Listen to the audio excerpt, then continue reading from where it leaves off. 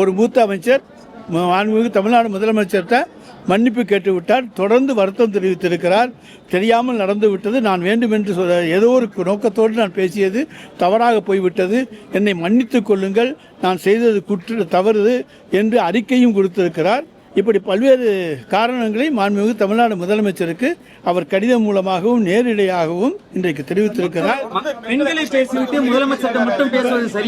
இல்லைங்க, மக்கள்கிட்ட தான் மன்னிப்பு கேட்டிருக்காரு. மக்களிடம், அதாவது ஒரு தவறு செய்தவன் அந்த தவறுக்கு நான் வருத்தம் தெரிவிக்கிறேன் என்று சொல்லி வருத்தம் தெரிஞ்சு அந்த தவறு நடந்து விட்டது, இனிமேல் நடக்காது, நான் ஒரு தப்பு பண்ணிட்டேன்னு சொல்லி ஒப்புத்துக்கிட்டு மன்னிப்பு கேட்டால் மன்னிப்பது பெருந்தன்மை, மன்னிக்காது உங்களுக்கு. இதோட அவர் பெண்களுக்கு எதிராக பேச மாட்டாருன்னு ஏதாவது முதலமைச்சராலோ இல்லை உங்களால உறுதி கொடுக்க முடியுமா? அது முதலமைச்சர் பார்த்துக்குவாரு, நானும் நீங்களும் உறுதி கேட்க முடியாது.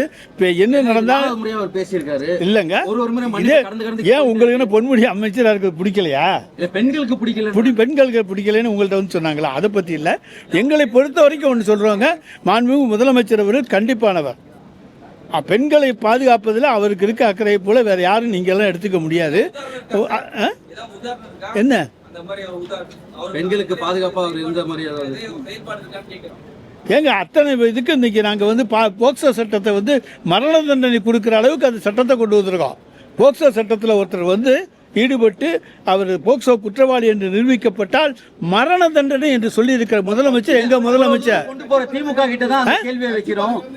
அதை பத்தி எங்க இதுல பொறுத்த வரைக்கும் ஆமா, அதை பத்தி உங்களுக்கு என்ன, எங்களுடைய முதலமைச்சர் அதை பார்த்துக் கொள்வார்.